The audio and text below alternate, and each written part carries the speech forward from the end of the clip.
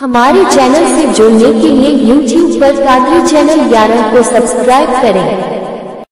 एक हदीस शरीफ दिल लगा करके सभी लोग सुनो।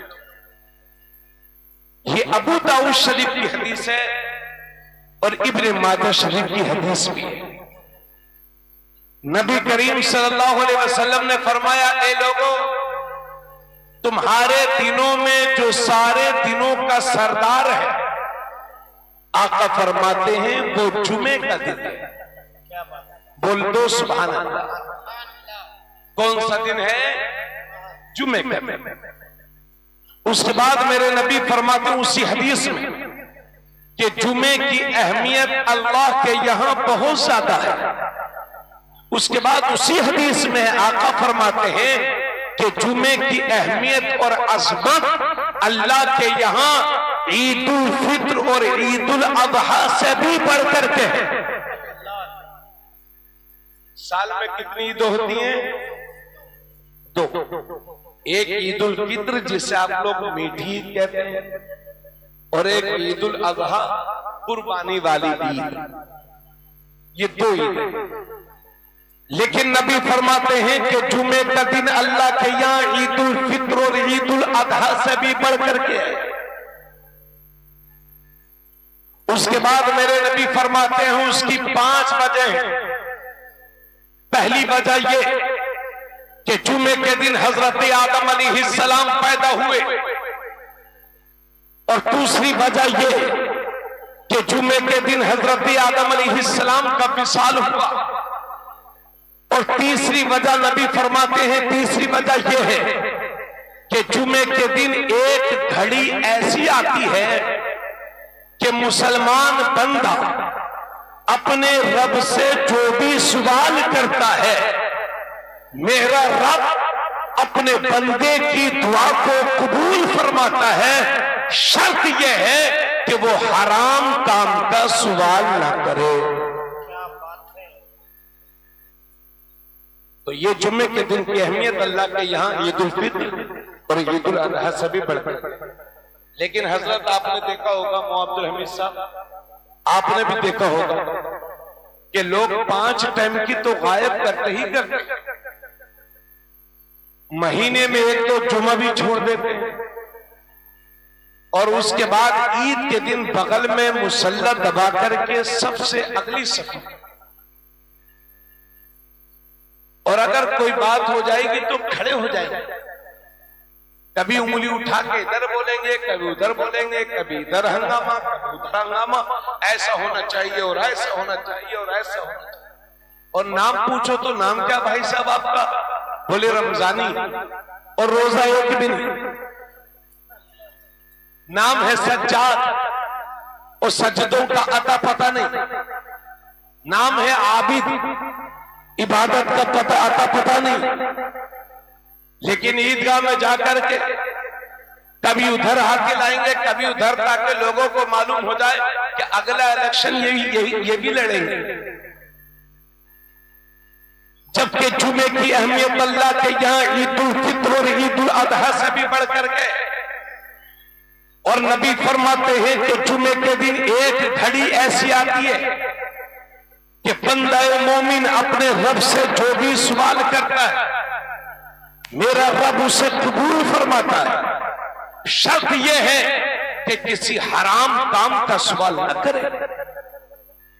अम्मा भाइयों, लोग हराम काम के लिए भी दुआ करवाते हैं। ये मेरे साथ हो चुका है। मैं एक बार ये कैसरगंज के पास में तकरीर करने के लिए गया था, तो एक साहब मुझे गाड़ी से लेने के लिए आए, 4 व्हीलर से, साथ में एक मौलाना साहब भी। जब जहां जलसा था, जब मैं पहुंचने लगा तो मुझसे कहने लगे कि हजरत, बैठने के साथ ही एक बार उन्होंने कहा कि हजरत, कल मेरा बहुत बड़ा काम होने वाला है, जरा मेरे लिए दुआ कर दीजिएगा खास करके। मैंने कहा चलिए भाई ठीक है, कर दो। रास्ते में फिर कहने लगे, हजरत जरा ध्यान रखिएगा, बहुत बड़ा काम है, अगर आपकी दुआ लग गई तो बेड़ा पार है मेरा। मैंने कहा चलिए भाई, मैं ठीक है, कबूल करने वाला तो अल्लाह है, लेकिन मैं दुआ कर। जब उतरने लगे फिर कहने लगे हजरत भूलिएगा मत, जरा दुआ में कर ही दीजिएगा। मैंने कहा चलो भाई कर दूंगा। वो छोड़ करके मुझे चले गए। कुछ दिनों बाद वो मौलाना साहब मुझे मिले जो साथ में गाड़ी में थे। तो मैंने उनसे कहा कि भाई वो जो भाई साहब दुआ करवा रहे थे क्या उनका काम बना नहीं? तो मौलाना साहब मुस्कुराने लगे और कहने लगे, मैंने कहा भाई क्या हुआ, बना के? बोले हजरत नहीं बन पाया। मैंने कहा भाई क्या काम था जितना परेशान थे वो? कह रहे, तो वो बोले मौलाना साहब हजरत उसने आईपीएल में सट्टा लगाया था और उसी के लिए आपसे दुआ करवा रहा था।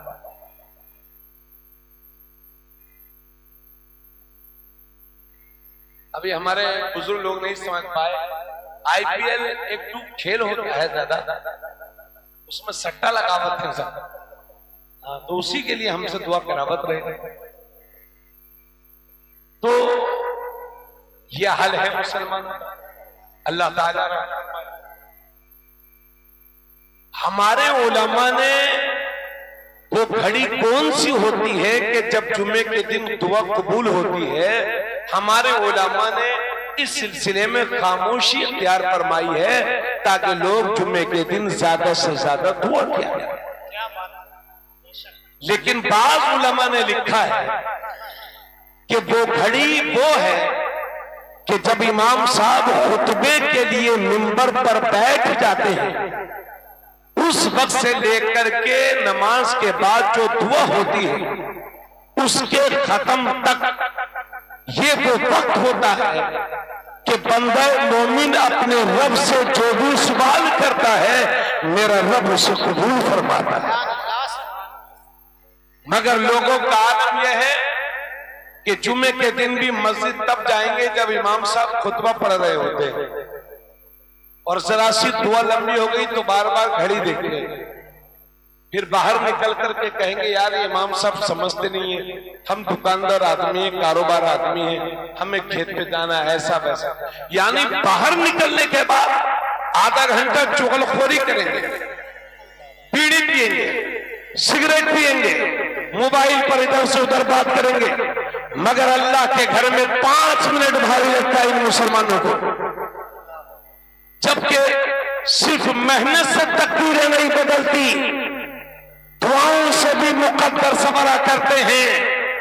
अगर सिर्फ मेहनत ही से तकदीरें बदलती तो मजदूरी करने वाला मजदूरी करते करते बूढ़ा कैसे हो गया? रक्षा चलाने वाला पूरी जिंदगी रक्षा क्यों चला रहा है? पता चला कि मुकद्दर जब भी संवरते हैं तो मेहनत के साथ साथ दुआएं भी शामिल होती हैं। नबी करीम सल्लल्लाहु अलैहि वसल्लम फरमाते हैं लैसा शैउन अकरम अलल्लाहि मिनद दुआ। अल्लाह के नजदीक दुआ से बढ़कर के कोई और चीज अहमियत वाली नहीं। अब थोड़ी बात और आपसे कहना चाहता हूं कि दुआओं को अपनी जिंदगी में शामिल करना। दुआ इबादत है, इबादत। एक हदीस में लिखा है अद्दुआउ मुखुल इबादत, दुआ इबादत का मग़ज़ है, मग़ज़।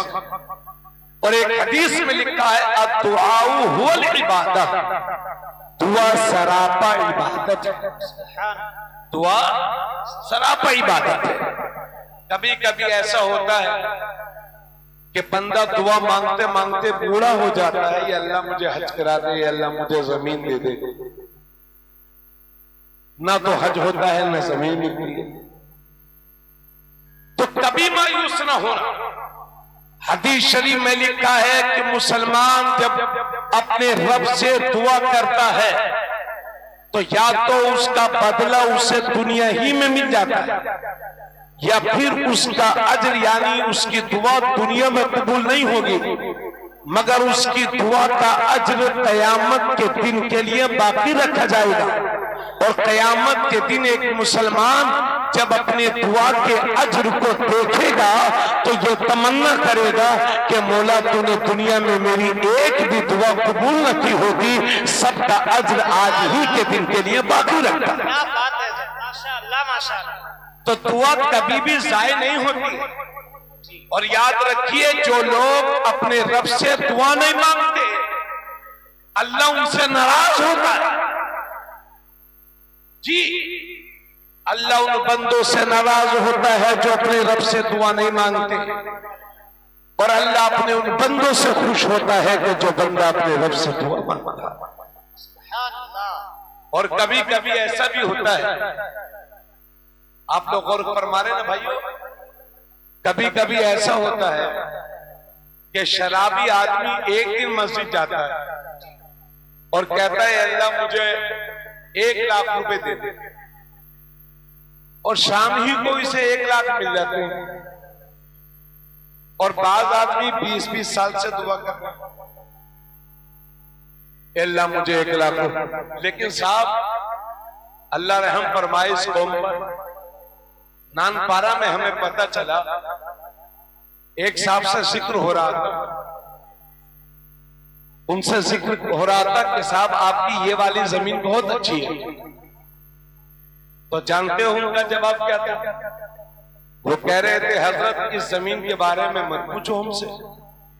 जब हम हज करने गए थे तो काबे शरीफ से चिमट चिमट करके हमने दुआ मांगी थी, अल्लाह हमें फला जमीन दे दे। यानी वहां भी आदमी सिर्फ जमीन ही मांग रहे। मांगना चाहिए आखिरत, नेकियों वाली जिंदगी, ईमान वाली जिंदगी। और काबे को चिमट करके भी जमीनें याद आ रही है। ये तब हाल है जबकि कफन में जेब नहीं होती। अगर कफन में जेब होती तो मुझे लगता पता नहीं क्या क्या मांगते। तो कभी कभी भाइयों ऐसा होता है कि शराबी कबाबी निहायत गंदा आदमी एक बार मस्जिद जाता है अल्लाह मुझे 1 लाख दे दे, और वाकई उसे 1 लाख मिल जाता है। और कभी कभी अल्लाह का नेक बंदा कोई नमाजी परहेजगार आलिम दीन मांगते मांगते थक जाता, मगर उसकी दुआ कबूल ही नहीं होती। इसका यह मतलब नहीं है कि अल्लाह उस बंदे से खुश है और नमाजी बंदे से नाराज है ना। ये ऐसे ही है जैसे मौलाना अब्दुल हमीद साहब, इनके पास एक आदमी आया इनके दरवाजे पर, शराबी कबाबी जुआरी आदमी, अल्लाह करे ऐसा ना हो, लेकिन आया दरवाजे पर, मौलाना साहब मौलाना साहब मौलाना साहब। मौलाना साहब ने दरवाजा खोला तो बोला मौलाना साहब 1000 रुपए दे दो मुझे। मौलाना साहब ने दाएं बाएं देखा, यार कहीं कोई इसे मेरे दरवाजे पर देख न ले, वरना लोग सोचेंगे कि जुए में मौलाना साहब की भी पार्टनरशिप है क्या। मौलाना साहब ने 1000 रुपए निकाल के उसे दे दिए, बोले ले भाग जा, जल्दी भाग जा, दिखाई मत देना। कुछ दिनों के बाद मैं चला गया, हजरत साहब मुझे 1000 रुपए दे दीजिए। हजरत ने मुझे देखा तो खुश हो गए, कहा रे हजरत आइए बैठिए, चाय पीजिए, नाश्ता करिए और बताइए हजरत मदरसे में पढ़ाई कैसे चल रही है और कहाँ कहाँ प्रोग्राम में गए थे हजरत, कैसे चल रहे हैं प्रोग्राम, बाल बच्चे सब कैसे हैं। यानी मौलाना साहब मुझसे मोहब्बत करते हैं तो बातों को बढ़ाए जा रहे हैं। बस इसी तरह से समझ लो, मेरा मौला अपने जिस बंदे से नाराज रहता है, कभी कभी वो मांगता है मेरा रब उसके मुंह पर मार करके उसे अपने दरबार से भगा देता है। और जिससे मेरा रब पसंद करता है, मोहब्बत करता है, मेरा रब चाहता है मेरा बंदा मांगता रहे, क्योंकि मांगने वाला बंदा मेरे रब को पसंद आता है। इसलिए लोगों उठ उठ करके दुआएं मांगा करो, रातों में उठ उठ करके दुआएं किया करो। सिर्फ मेहनतों से तकदीरें नहीं सबरा करती, दुआओं से मुकद्दर सबरा करते हैं। तो 3 बातें मैंने बयान कर दी, गौर कीजिएगा। फिर वहीं आइए, नबी फरमाते हैं जुमे की अहमियत इसलिए है कि जुमे के दिन एक घड़ी ऐसी आती है कि बंदा मोमिन अपने रब से जो भी मांगता है अल्लाह उसे कबूल फरमाता है। चौथी बात नबी ने फरमाई कि जुमे के दिन क़यामत बर्पा होगी। 5वीं बात नबी ने बयान फरमाई कि जुमे के दिन से आसमान भी डरते हैं, फरिश्ते भी डरते हैं, इंसान भी डरते हैं, जमीन भी डरती है, पत्थर भी डरते हैं, हजर भी डरते हैं, शजर भी डरते हैं। सारी मखलूक जुमे के दिन से डरती है। क्यों? क्योंकि जुमे के दिन क़यामत बर्पा होगा। ये 5 बातें मेरी बहन गौर से सुनिएगा। अब तकरीर का निचोड़ है जिसके लिए मैंने इतनी लंबी हदीस बात बयान की। 5 बातें बयान करने के बाद सहाबा खामोशी के साथ बैठे हुए थे। मेरे नबी फरमाते हैं, मेरे सहाबा तो जब जुम्मे का दिन आया करे तो तुम मुझ पर ज्यादा से ज्यादा दुरूद शरीफ पढ़ा करो, क्योंकि मैं तुम्हारा दुरूद खुद सुना करता हूं। तुम्हारा दुरूद मुझे पेश किया जाता है। तो एक सहाबी अर्ज करते हैं, या रसूल अल्लाह, जब तक आप हमारी नजरों के सामने हैं, जब तक जाहिरी जिंदगी में हैं, तब तक हमारा दुरूद आपको पेश किया जाएगा। लेकिन या रसूल अल्लाह, जब आप जमीन के नीचे तशरीफ ले जाएंगे, मजार में तशरीफ ले जाएंगे, तो क्या जब भी हमारा दुरूद आप तक पहुंचेगा, जब भी हमारा दुरूद आपको पहुंचेगा, तो उसी मौके पर मेरे नबी ने फरमाया था, इन्नल्लाह हर्रमा अलल अर्दी अन ताकुला अजसादल अंबिया व नबियुल्लाहि हय्युन युरसब। मेरे नबी ने फरमाया था उसी मौके पर, बेशक अल्लाह ने जमीन पर हराम कर दिया है कि नबियों के जिस्मों को खाए, लिहाजा अल्लाह के नबी जिंदा हैं, उनके मजारों में उन्हें रोजी दी जा रही है, वो अपनी कब्रों में नमाजें पढ़ रहे हैं, तो हमारे नबी जिंदा हैं। अब गौर से सुन लीजिएगा। चलिए मान लेते हैं कि 12 रबीउल अव्वल शरीफ को हुजूर पैदा भी हुए और 12 ही को हुजूर का विसाल भी हुआ। तो मुझे कहने दो कि आना पहले होता है, जाना बाद में होता है, जिंदगी पहले होती है, मौत बाद में होती है, हयात पहले होती है, वफात बाद में होती है। तो पहले हम सुन्नियों को नबी के आने की खुशियां तो मना लेने दो। क्या बात है, सुभान अल्लाह। अरे मिलके बोलो भाई सुभान अल्लाह। पहले हम सुन्नियों को नबी के आने की खुशियां तो मना लेने दो, वक्त मिलेगा तो गम भी मना लेंगे, मगर गम करे तो किसका? अरे वो कोई तुम्हारा डुप्लीकेट होगा जो मर गया होगा। हम सुन्नियों का नबी तो कल भी जिंदा था, आज भी जिंदा है, सुबह कयामत तक जिंदा रहेगा, क्योंकि हम सुन्नी किसी मुर्दे का कलमा नहीं पढ़ते, हम जिंदे नबी का कलमा पढ़ते हैं। और सुन्नियों का अकीदा यह है कि कोई भी नबी मुर्दा नहीं होता, और जो मुर्दा होता है वो नबी नहीं होता। नारे तकबीर, नारे रिसालत, मसलके आला हजरत, जश्न ईद मिलादुन नबी, सरकार की आमद। सुभान अल्लाह। जुमले को याद रखें, जबानों पर रटा लो इसे। क्या बात? कोई भी नबी, सब मिलके बोलो मेरे साथ, कोई भी नबी मुर्दा नहीं होता। अरे भाई जिंदे का कलमा पढ़ते हो कि मुर्दे का? हमें मुर्दे लोग मुर्दे का कलमा पढ़ते हैं, हमारे तो मुर्दे भी जिंदे का कलमा पढ़ते हैं। क्या बात है, सुभान अल्लाह। हम किसी मुर्दे का कलमा नहीं पढ़ते। तो हम सुन्नियों का अकीदा यह है कि नबी हमारे जिंदा है, और जो जिंदा होता है उसका गम नहीं मनाया जाता, उसकी खुशियां मनाई जाती है। इसलिए सुन्नी अपने नबी की मिलाद का जुलूस निकालते हैं, कोई समझे या ना समझे, लेकिन इमाम अहमद रजा खुद भी समझ गए और दुनिया को समझा गए, और यूं बोल गए कि तू जिंदा है वल्लाह, तू जिंदा है वल्लाह, मेरे चश्मे आलम से छुप जाने वाला। सुभान अल्लाह। अभी हम लोग रबीउल अव्वल शरीफ के मौके पर एक छोटा सा झंडा लगा दे, माशाल्लाह घर घर झंडा लगा है।